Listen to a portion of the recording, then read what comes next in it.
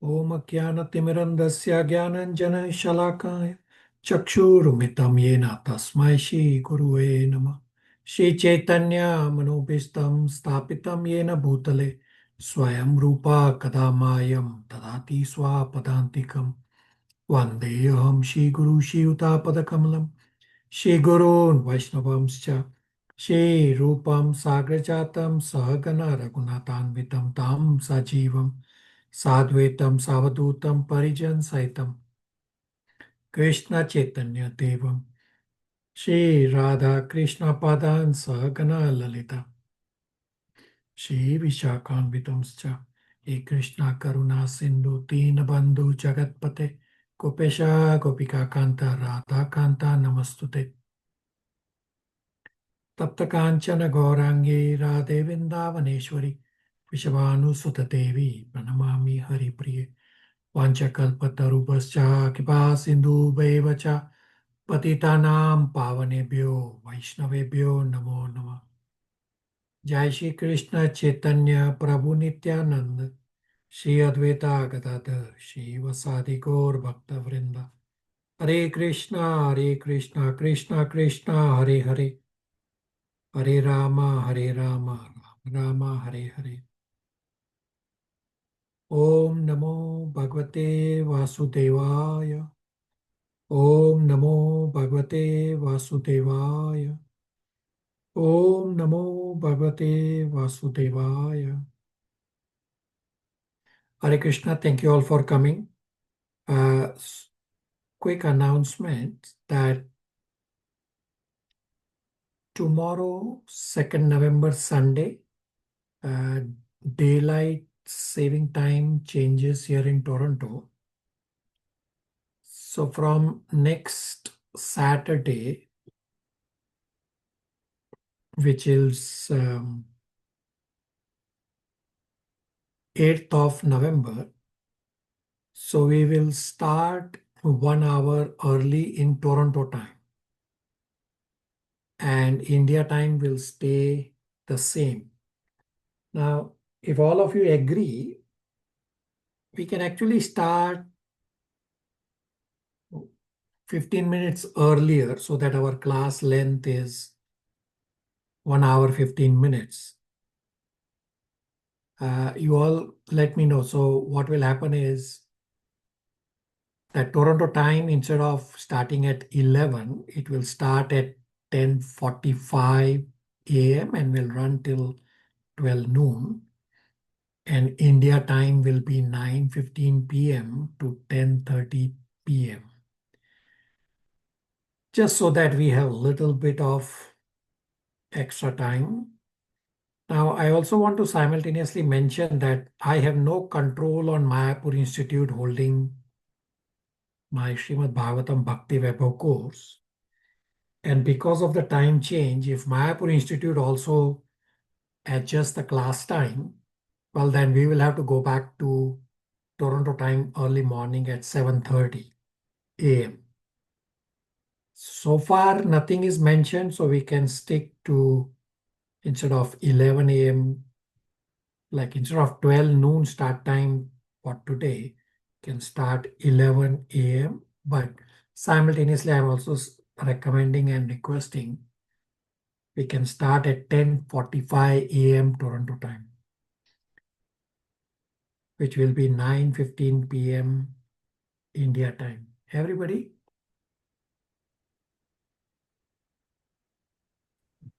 Okay, Prabhu. Okay, Prabhuji. All right. Okay, Prabhuji. Okay, Prabhu.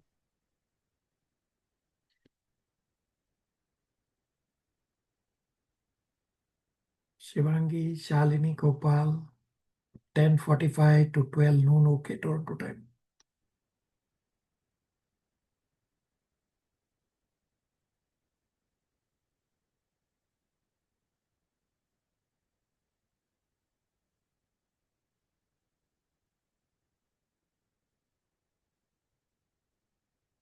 Okay, so the message in the chat, they are also okay.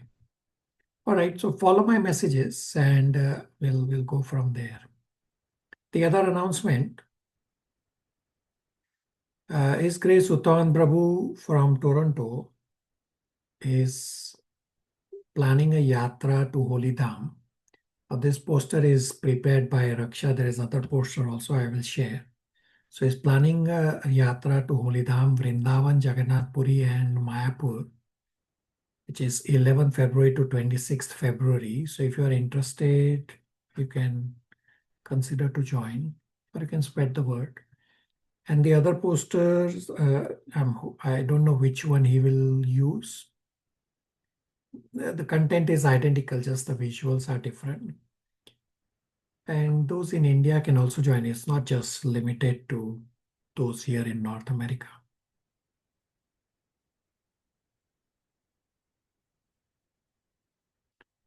All right, so today we will revise leftover chapters of Unit 17, which is chapters 17, 18, 19 of Canto 4. Shalini and Gopal Krishna are traveling, so I will play their recording. Let's hear.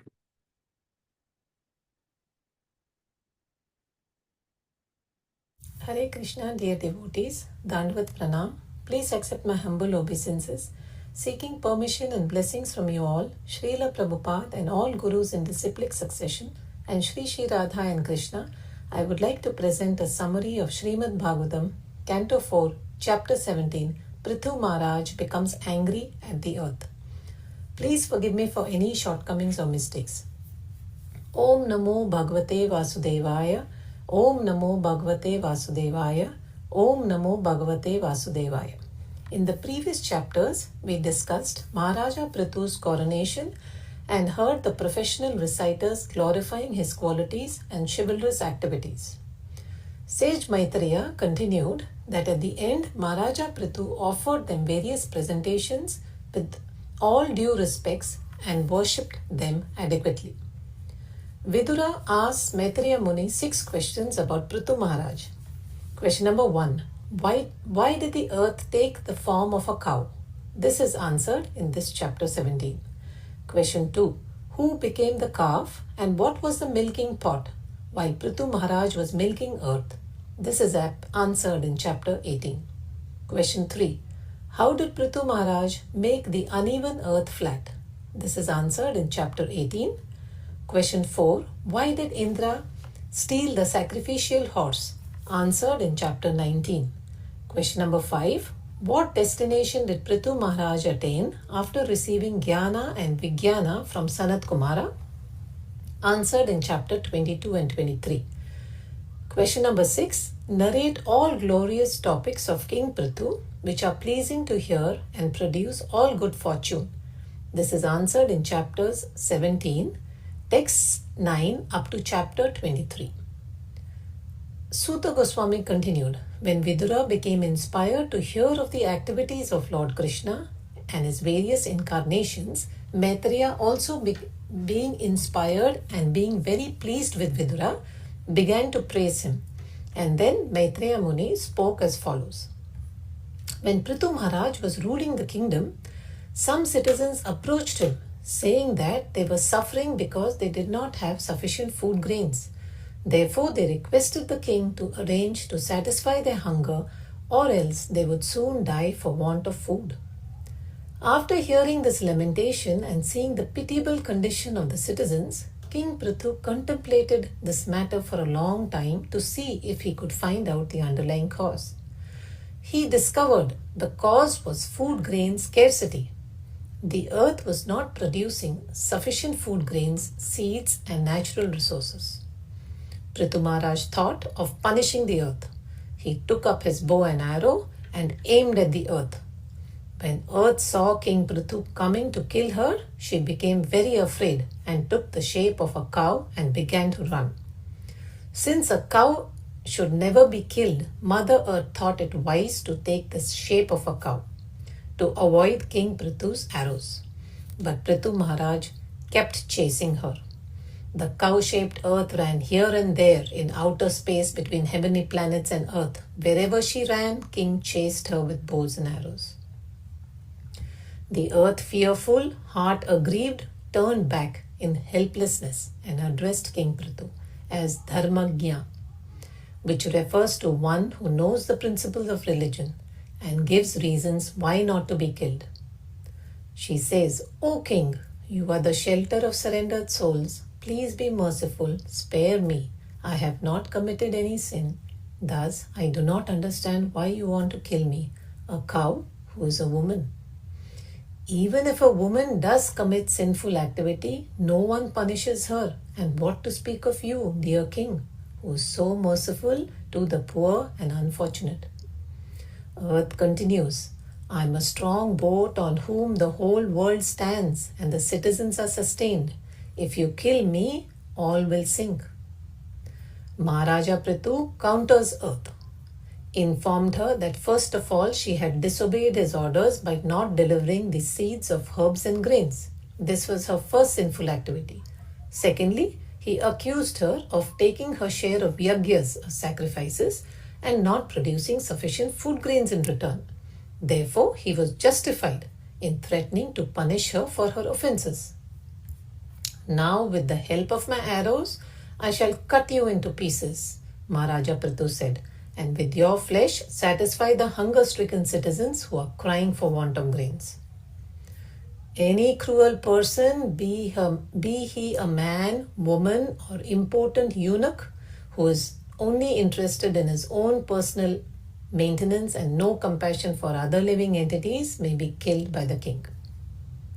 As far as destruction of citizen is concerned, Maharaja Prithu maintained that he could uphold everyone by his own mystic powers and he did not need the help of the earthly planet.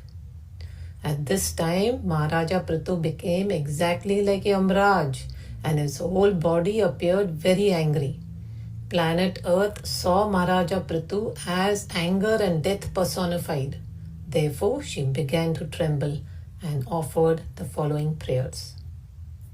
My dear Lord, O Supreme Personality of Godhead, you are transcendental in your position and by your material energy you have expanded yourself in various forms and species of life through the interaction of three modes of material nature. Planet Earth continued, My dear Lord, you are the complete conductor of the material creation. You have created this cosmic manifestation and the three material qualities, and therefore you have created me, the planet Earth, the resting place of all living entities, and who produces grains for them. Now that you are present before me, ready to kill me with your weapons, let me know where should I go to take shelter and tell me who can give me protection. My dear Lord, although you are one, by your inconceivable potencies, you have expanded yourself in many forms. Through the agency of Brahma, you have created this universe. You are therefore directly the Supreme Personality of Godhead, the cause of all causes. I offer my respectful obeisances unto you. My dear Lord, you are always unborn. Once in the form of original boar, you rescued me from the waters at the bottom of the universe. You are Dhara, who holds planet Earth. You are about to kill me with your sharpened arrows. I am just like a boat on water, keeping everything afloat. My dear Lord, I am the creation of one of your energies, composed of three modes of material nature. Consequently, I am bewildered by your activities. Even your activities of your devotees cannot be understood. What to speak of your pastimes? Thus, everything appears to be contradictory and wonderful. The activities of the Lord in his various forms and incarnations are always uncommon and wonderful. It is not possible for a tiny human being to estimate the purpose and plan of such activities. We are all receiving protection from the Lord, and it is therefore proper that every one of us surrender unto him.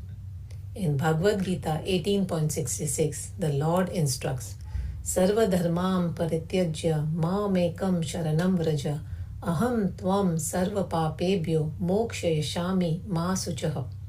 Abandon all varieties of religion and just surrender unto me. I shall deliver you from all sinful reactions. Do not fear. So, the best course for us is to surrender to the Supreme Personality of Godhead wholeheartedly and being protected by Him remain peaceful. Thank you all for listening. Hare Krishna.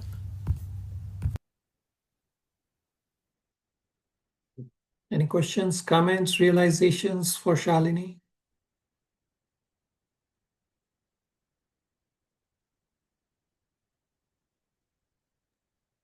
Super excellent presentation. Hare Krishna.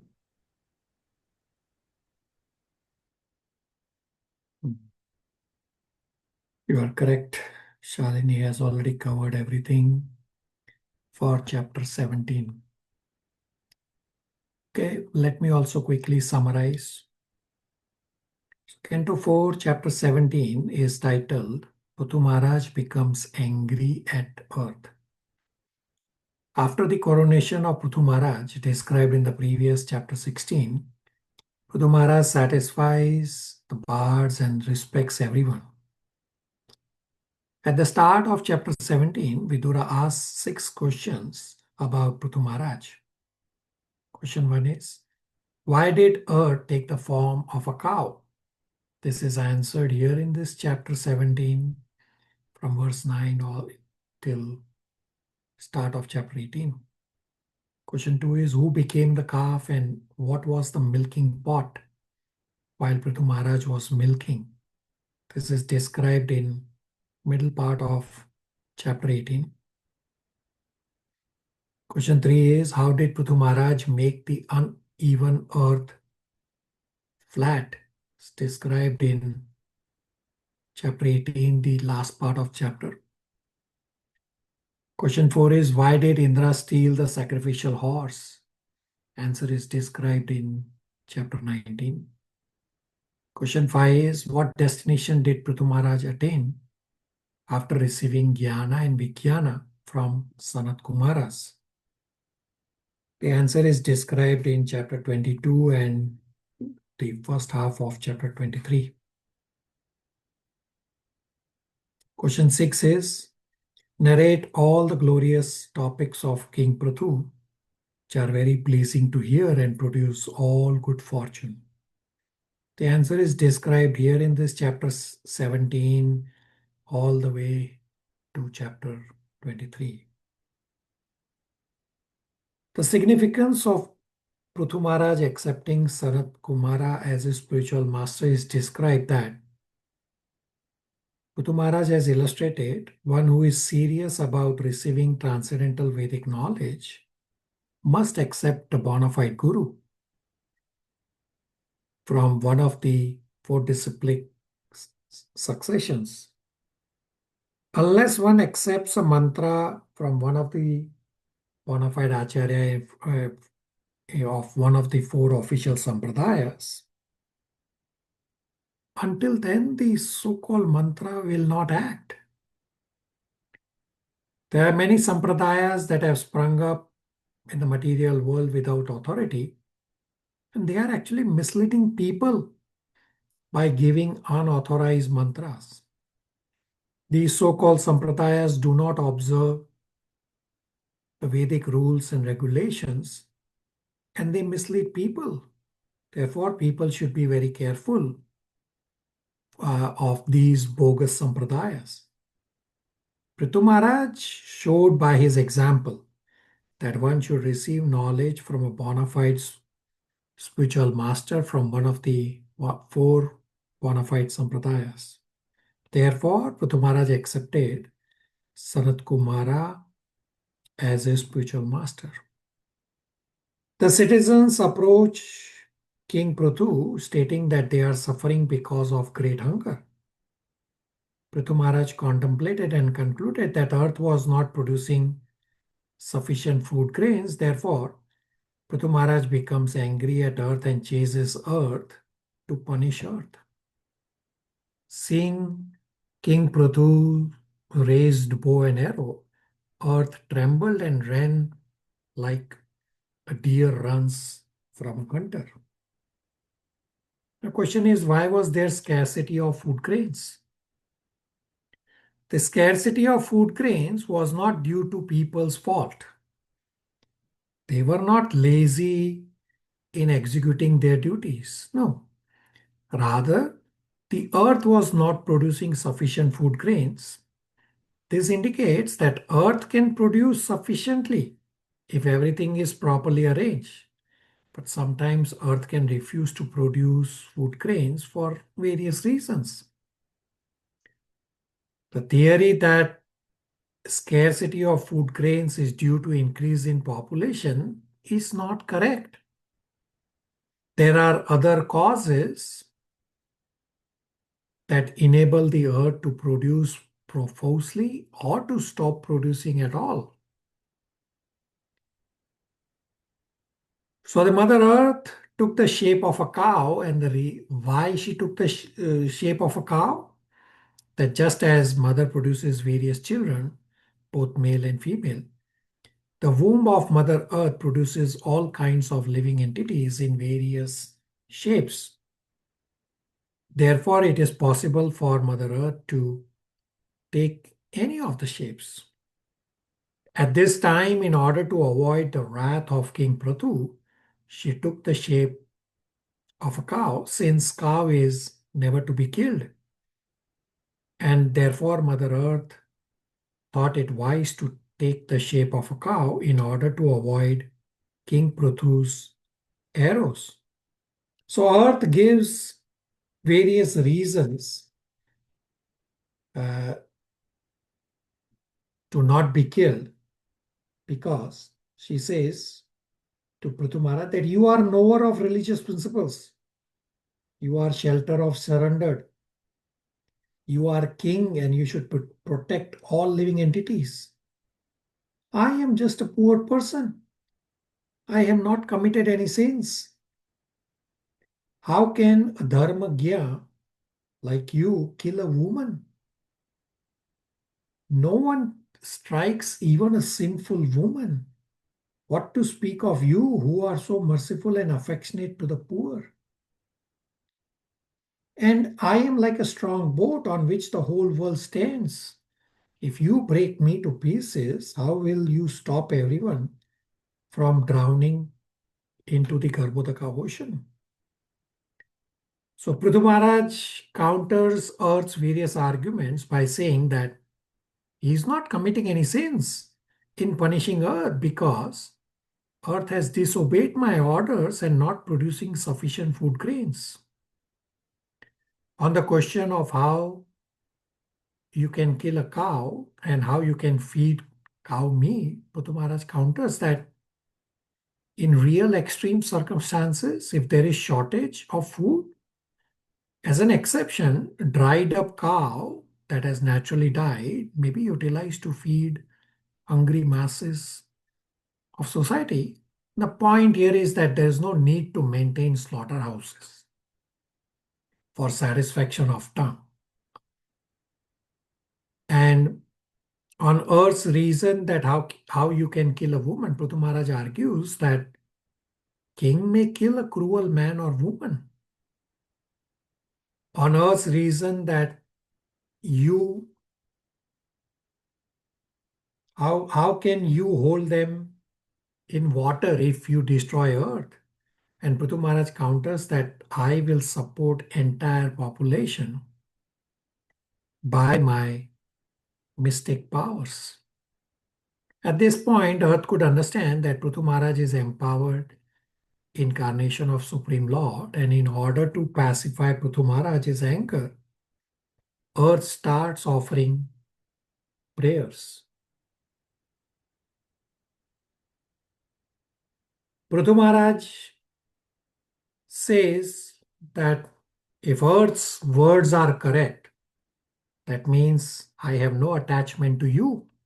Therefore, I can kill you.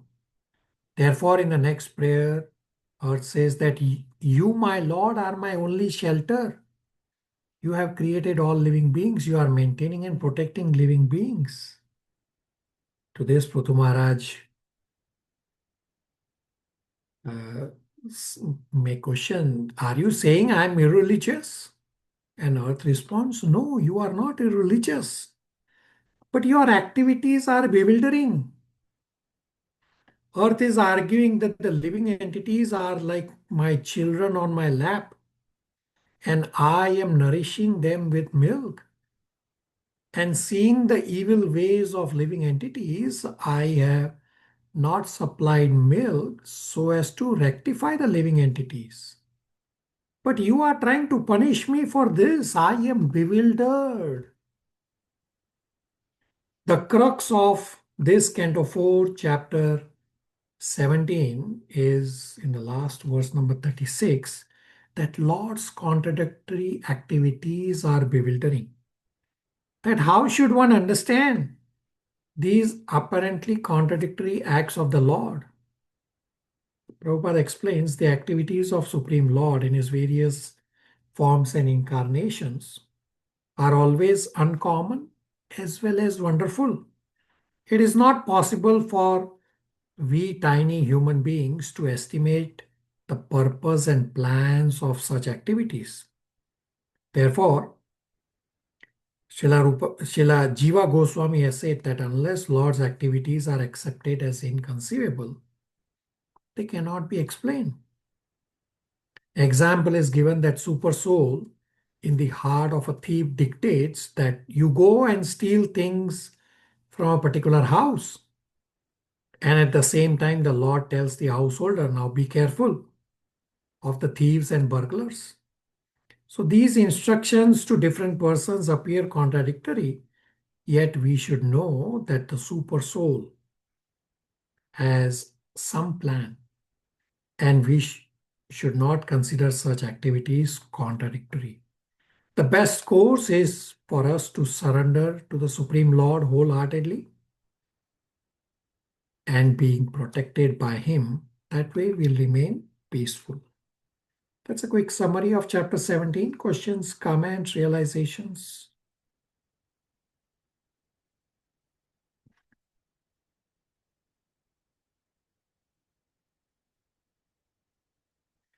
All right, Gopal Prabhu is also traveling, so I will play Gopal Prabhu's recording as well.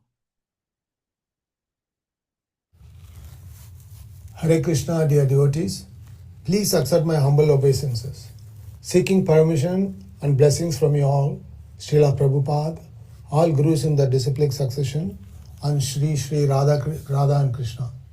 I would like to present a summary of Srimad Bhagavatam, Canto 4, Chapter 18, titled Prithu Maharaj Milks the Earth. Please forgive me for any shortcomings or mistakes. Om Namo Bhagavate Vasudevaya. Om Namo Bhagavate Vasudevaya. Om Namo Bhagavate Vasudevaya. In context, King Prithu, angered by the earth's failure to provide food, confronts her.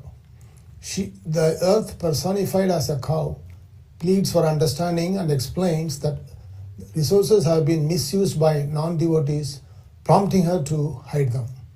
In this chapter, earth advises the king to follow Vedic principles and perform sacrifices to retrieve the hidden grains and herbs, and Prithu Maharaj complies to restore prosperity. At the beginning of the chapter, the great saint Maitreya describes to Vidra how King Prithu was still not pacified after the planet Earth finished her prayers, and his lips trembled in great anger. Although the planet Earth was frightened, she made up her mind and began to speak, convincing the king. Earth pleaded, "O king, please pacify your anger completely and hear patiently whatever I submit before you. Please turn your kind attention to this. I may be very poor, but a learned man takes the essence of knowledge from all places, just as a bumblebee collects honey from every flower. To benefit all human society, not only in this life but in the next, the great seers and sages have prescribed various methods conducive to the prosperity of the people in general. Vedic injunctions are known as Shruti, and the additional supplementary presentations of these principles and given by the great sages are known as Smriti. One should follow the principles laid down in Shrutis and Smritis not only in one's spiritual life but in material life as well. If people follow the injunctions given by the great sages, Shrutis and Smritis, they can actually be happy in both this life and the next. By following the principles laid down by great sages and saints of the past, we can very easily understand the aim of all life. Presently, people so fallen that they cannot distinguish between a liberated soul and a conditioned soul. A conditioned soul has 4 defects. He commits mistakes, he is illusioned, he has a tendency to cheat others, and his senses are imperfect. A liberated person is free from these, and consequently, we have to take direction from liberated persons who receive instructions directly from the Lord. Because the entire world is now following the imperfect directions of conditioned souls, humanity is completely bewildered. There is a reason why Mother Earth was holding grains. The reason was the bad ruling of Earth by unscrupulous personalities. Vina was a bad king, and because of his sinful activities, cruel administration, and stopping all sacrifices, Earth has the ability to cause prosperity, support all living entities on the planet, but also holds the right to withdraw or to hold all grains and seeds when people living on her are sinful, especially when leaders and kings are sinful. The whole Vedic plan is that the misguided conditioned souls who have come to lord it over material nature should be trained to become Dhritavrata, devotees. This means that they should take a vow to satisfy their senses or enjoy material life only by satisfying the senses of the Supreme Lord. Activities intended to satisfy the senses of Supreme Lord Krishna are called Krishna Artha Kilashista. This indicates that one can attempt all kinds of work, but one should do so to satisfy Krishna. This is described in Bhagavad Gita 3.9 as Yajna Arthat Karma. The word Yajna indicates Lord Vishnu. We should work only for his satisfaction. In modern times, Kali Yuga, however, people have forgotten Vishnu altogether. They conduct their activities for sense gratification. Such people will gradually become poverty-stricken, for they cannot use things which are to be enjoyed by the Supreme Lord for their own sense gratification. Mother Earth, being satisfied by Maharaj Prithu's righteous ruling, was happy to give all kinds of natural resources and offered suggestions on how to enhance prosperity in the kingdom. Mother Earth gives instructions of how to milk her. The planet Earth requested Maharaja Prithu to level the surface of the earth, breaking up the high land and mountains. Then Prithu Maharaj was very pleased by the prayers and suggestions given by Mother Earth. He gave up his anger. He then transformed Swambhya Manu into a calf and milked all the herbs and grains from the earth in the form of a cow, keeping them in his cupped hands. Mother Earth took the form of a cow, and different personalities milked the cow to produce various natural resources. The planet Earth supplied everyone with respective food. Thereafter, King Prithu was very satisfied with the planet Earth, for it sufficiently provided all food to various living entities. Thus, he developed an affection for planet Earth, just as if she were his own daughter. After this, the king of all kings, Maharaj Prithu, leveled all rough places on the surfaces of the globe by breaking up the hills with strength of his bow. By his grace, the surface of the globe almost became flat. To all the citizens of the state, King Prithu was as good as a father. Prithu Maharaj flattens the land, organizes cities and villages, and ensures proper livelihood for all. His reign marks the beginning of structural human civilization and harmonious coexistence with nature. This concludes my presentation. Hare Krishna. Thank you.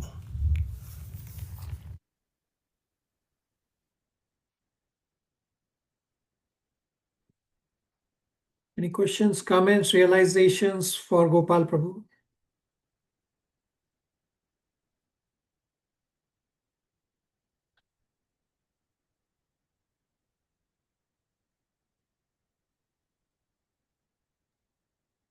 Good presentation, Prabhu. References to the various scriptures, Bhagavad Gita especially. Hare Krishna. Yeah.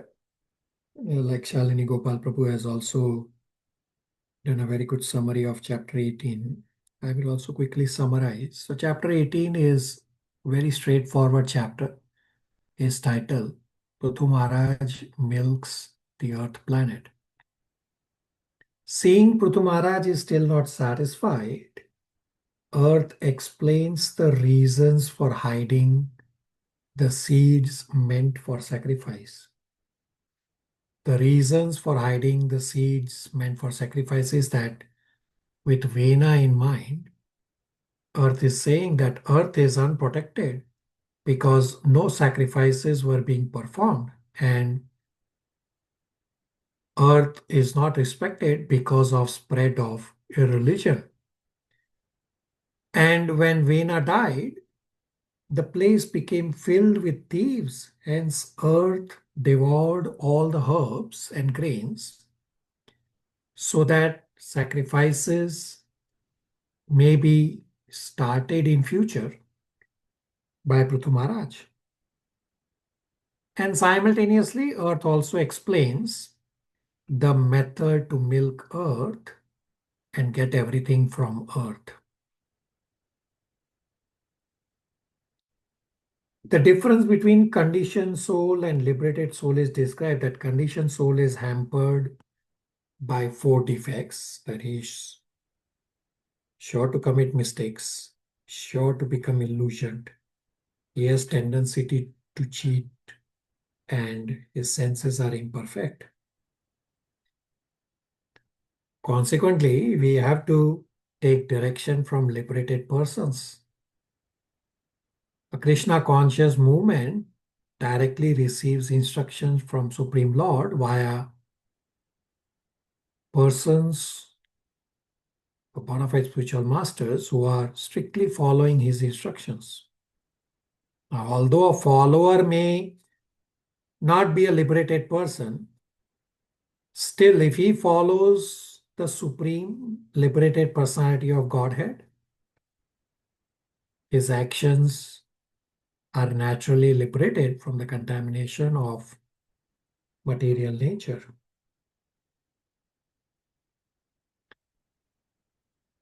So prayers of earth did not help to pacify Prithu Maharaj, but now as earth is explaining the various reasons as to why she is not producing, and earth also explains the method to milk earth and get everything. So after hearing such pleasing and beneficial words from earth, Prithu Maharaj is now satisfied. And Prithu Maharaj makes Swayambhuva Manu as the calf, and he milked all the herbs and grains. Similarly, various personalities also milked earth to get the various items required on earth. And Mother Earth supplies to everyone. And lastly, Prithu Maharaj establishes planned cities. So the town and city planning began from the time of Prithu Maharaj. That's a real quick summary of chapter 18. Questions, comments, realizations?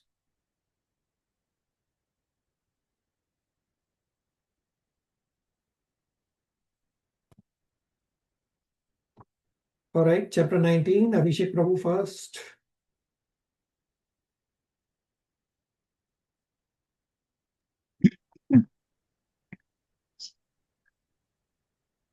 Mm.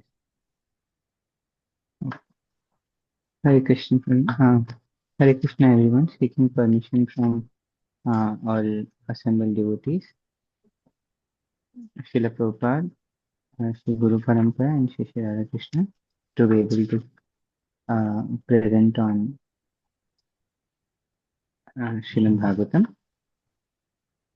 So, chapter 19 is titled King Prithu's 100 horse sacrifices. This chapter discusses the performance of Ashwamedh Yajna by Prithu Maharaj, in Indra stealing the sacrificial horse, and finally how Brahmaji appears and prevents Prithu Maharaj and the priest from killing Indra. So in this section, in this chapter, uh, it is described that Prithu Maharaj was performing many horse sacrifices. He has already completed 99 sacrifices, and another is going on. Lord Vishnu was personally present in these sacrifices, so other demigods and devotees also accompanied him, and this was very auspicious, and the sacrifices were very successful to satisfy all the necessities of life. Earth was supplied with all the tastes or rasas to satisfy the living entities, as it is described that Krishna is, as it is described in Bhagavad Gita 7.10, that Krishna is the seed-giving father, and also in Ishopanishad that because because the creation is coming from Lord Krishna, it is complete to satisfy all the needs of the inhabitants. So similarly, Earth was fully potent to satisfy all the tastes of the living entities. Prithu Maharaj was conducting his hundreds Ashwamedh Yajna, and it is said that by the piety of resulting from these so many yajnas, one becomes qualified to become the king of heaven. So this created a sense of competition and envy within the current king of heaven, Indra, who could not tolerate anyone exceeding him in yajna and fruitive activities. So Indra became envious of the incarnation of Krishna, Prithu Maharaj, and he decided to stop this final sacrifice. And he devised various means of stopping these sacrifices. Like he took the role of a sannyasi and he stole the sacrificial horse. And in this way, by performing these sinful acts, he became degraded. And he tried different ways to stop the sacrifice, and took different guises of sannyasis. And in these cheating forms, they became different forms for the like he started a tradition because of his different cheating forms, different cheating traditions started, and Indra introduced these cheating traditions. So living entities with a desire to cheat because of the natural cheating tendency uh, followed such cheating forms and cheating religious processes. I'd like to recite the translations of verses 22 and 23, which are very important on this point. 22 says, Then the great hero Vijitsava, the son of King Prithu, again took the horse and returned to his father's sacrificial arena. Since that time, certain men with poor fund of knowledge have adopted the dress of a false sannyasi. It was King Indra who introduced this. Similarly, text 23 says, Whatever different forms Indra assumed as a mendicant, because of his desire to seize the horse, were symbols of atheistic philosophy. So we can see how, because of these cheating traditions introduced by Indra, currently many forms of cheating religions are visible on earth. In one of the purports, in the purports to verse 23, Srila Prabhupada says, in Kali Yuga, the Pakhandis are very prominent. However, Lord Sri Chaitanya Mahaprabhu has tried to kill all these Pakhandis by introducing his Sankirtana movement. Those who take advantage of the Sankirtana movement of the International Society of Krishna Consciousness, will be able to save themselves from the influence of these Pakhandis. Thank you for giving me an opportunity to summarize this section of Srimad Bhagavatam.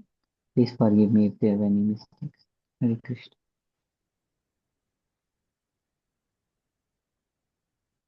Very good. Kalyani, Shira Prabhus.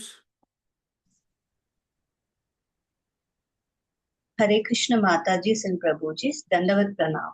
Please accept my humble obeisances. All glories to His divine grace, Srila Prabhupada. Om Namo Bhagavate Vasudevaya.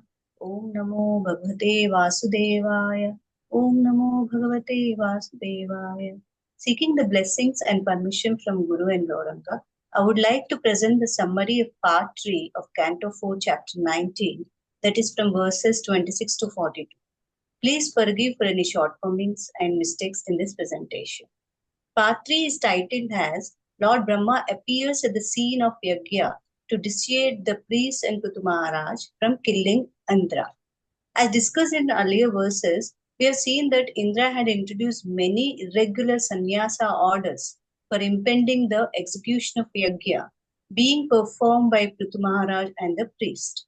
It is the duty of the king not to tolerate the introduction of any religious systems.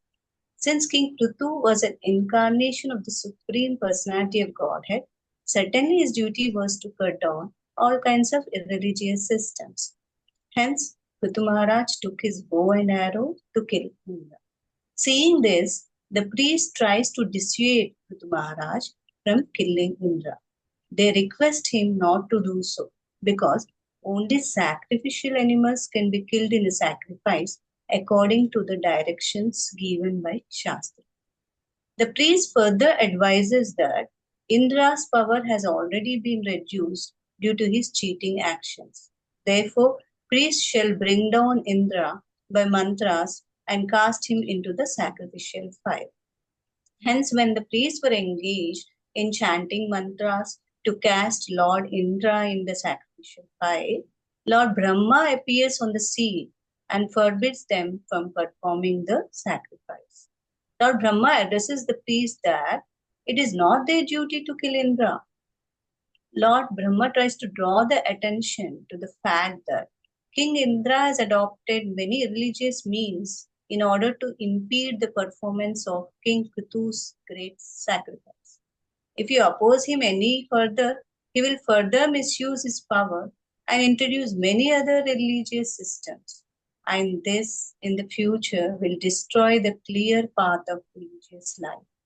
Hence, Lord Brahma concludes that let there be only 99 sacrificial performances for Maharaja Prithu.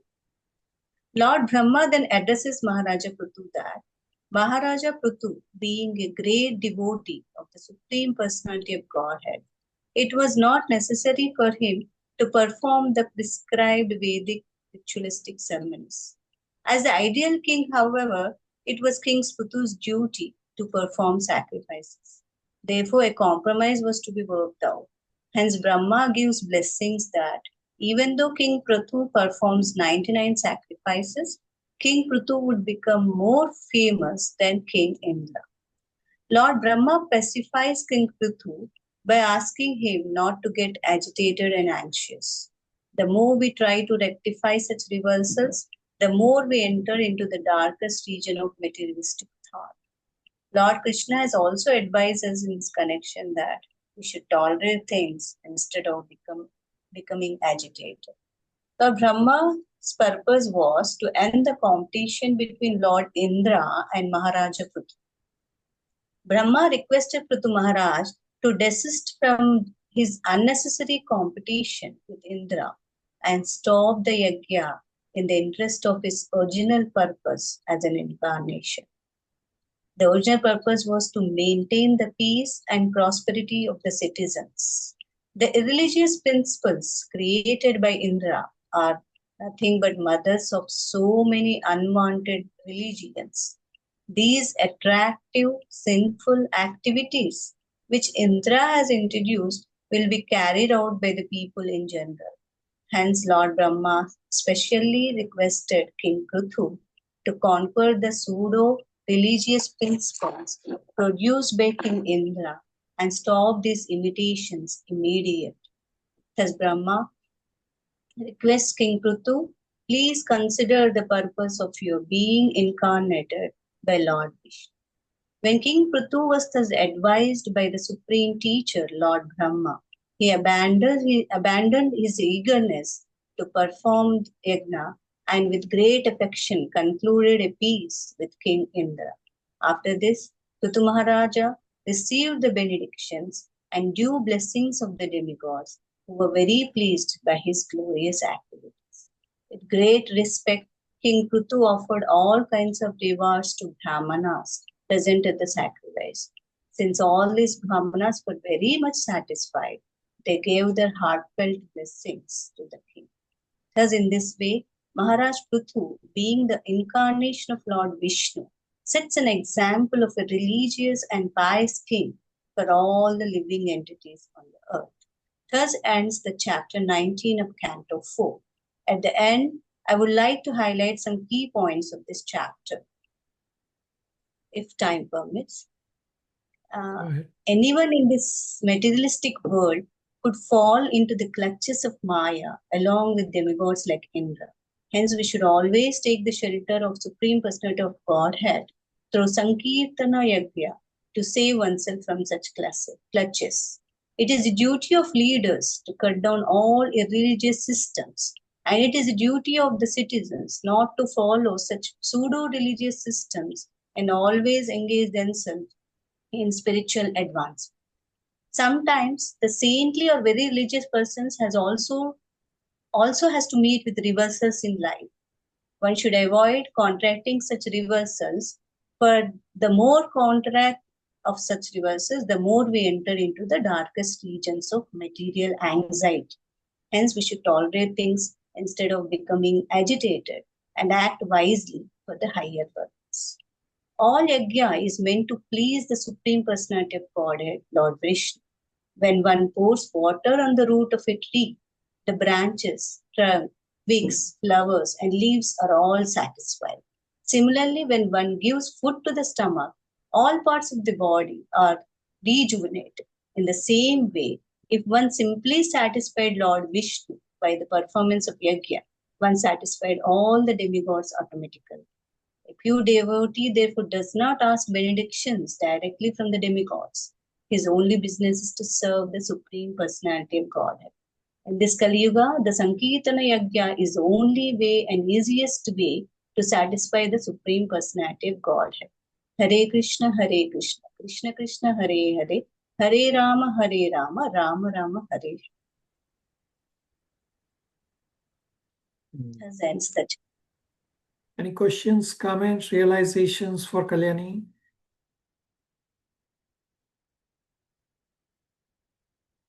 As well as Abhishek Prabhu.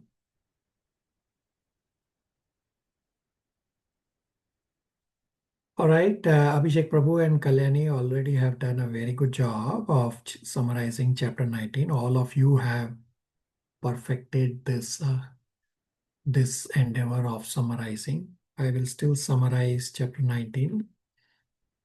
Chapter 19 is titled King Prithu's 100 Horse Sacrifices.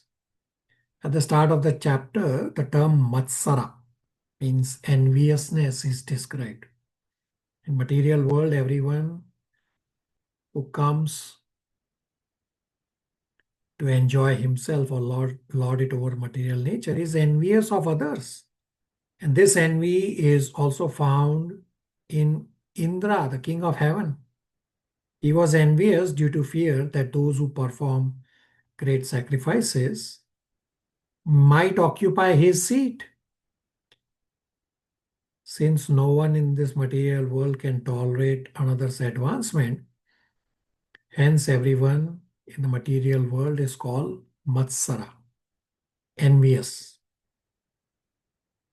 Srimad Bhagavatam is therefore meant for those who are completely nirmatsaranam, non-envious, like you all devotees. One who is not free from contamination of envy, he cannot advance in Krishna consciousness. In Krishna consciousness, if someone excels another devotee, then the devotee who is excelled thinks how fortunate the other devotee is to be advancing in devotional service. Let me do some service to this devotee. Such non-envy is typical of Vaikuntha planets. On the other hand, when one is envious of his competitor, that is material. The demigods posted in the material world management are also not exempt from such envy. Prithu Maharaj's sacrifice excelled Indra's sacrifice because Lord Vishnu and other personalities, including Brahmaji and Shiva, were present at Prithu Maharaj's sacrifice.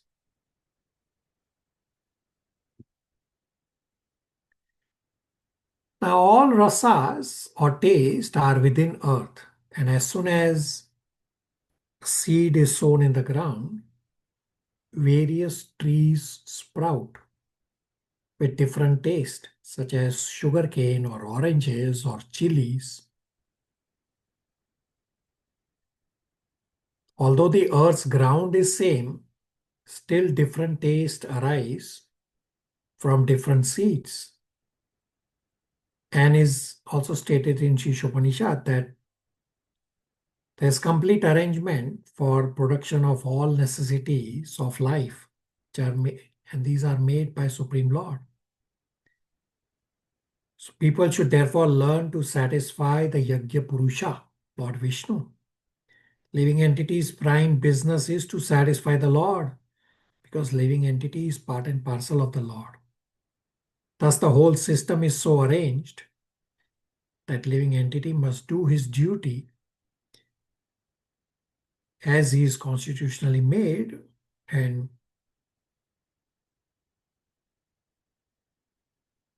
otherwise, if we do not satisfy the Lord, then devotees also, or materialistic people also, will suffer. This is the nature of law. Thus, everything is dependent on performance of yajna. The best yajna in this age of Kali Yuga is Sankirtan movement.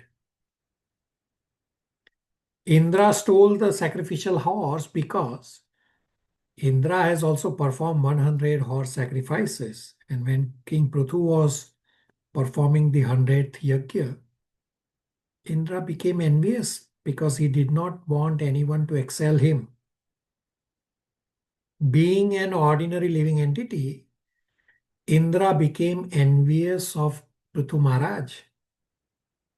And by making himself invisible, he stole the horse and thus impeded the yajna performance.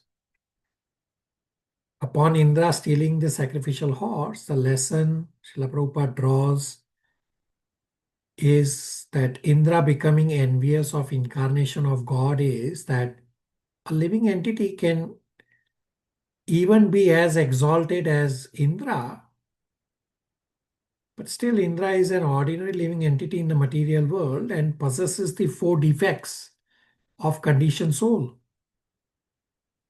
Indra is envious of incarnation of God, Prithu Maharaj. And by this, Prabhupada is saying the defects of material life are so strong that due to contamination, even Indra becomes envious of incarnation of God. Indra stole the sacrificial horse dressed like a sannyasi, which made people think adharma to be dharma.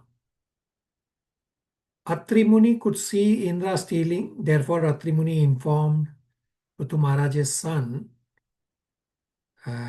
of Indra's trick and to follow Indra and to kill Indra. But Prithu Maharaj's son did not shoot arrows at Indra, thinking Indra to be a religious person. So now he brings the horse back, but then Indra steals the horse again. Srila Prabhupada explains the result of Indra's false sannyasi dress, that different forms the Indra accepted to steal the horse, became symbols of sins. He dressed himself to appear as a liberated person. Actually, this dress was a form of cheating, for it falsely created an impression of religion.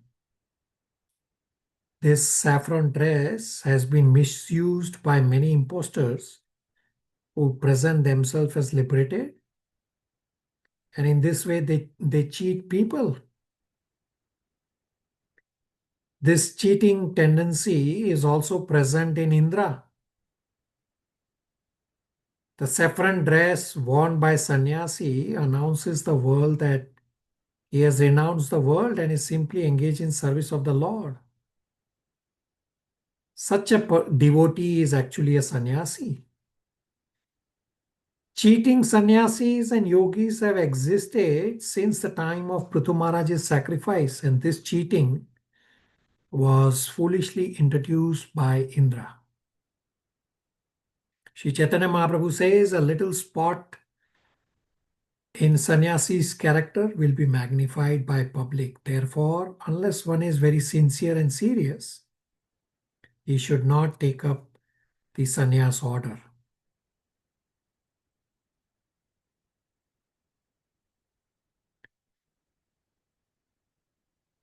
It is duty of king to not tolerate the introduction of such irreligious systems.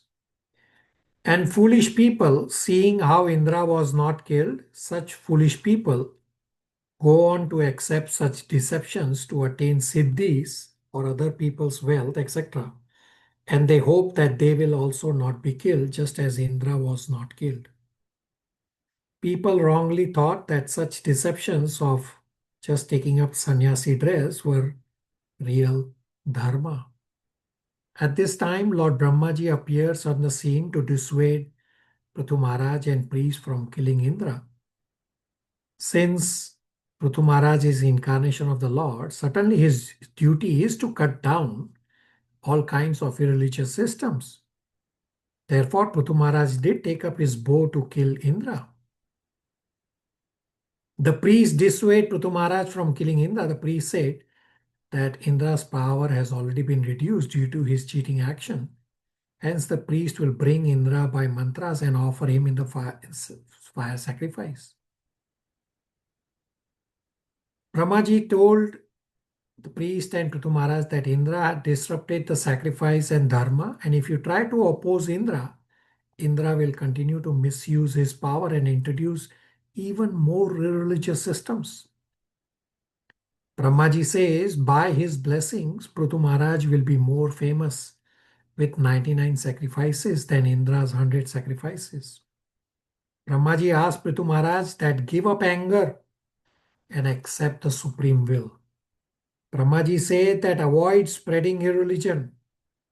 The stubborn Indra introduced irreligious aspects, and people in general will get carried away by following the attractive sinful activities introduced by Indra. The purpose of your incarnation, Prithu Maharaj, is to protect religious principles. Upon advice of Brahmaji, Prithu Maharaj makes peace with Indra and abandons his eagerness to perform the 100th sacrifice. That's a little longer summary of chapter 19. Questions, comments, realizations?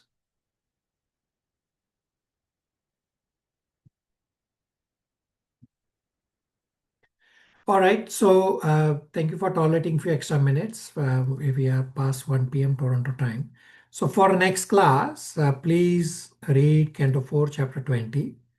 And as daylight saving time changes, so next class will start 1 hour early, plus we'll add 15 minutes early. So we'll start 10:45 a.m. to 12 noon Toronto time, and it will be 9:15 p.m. to 10:30 p.m. India time. We'll stop here. Hare Krishna. Hare Hare Krishna. Krishna. Thank you. Thank you, Prabhuji.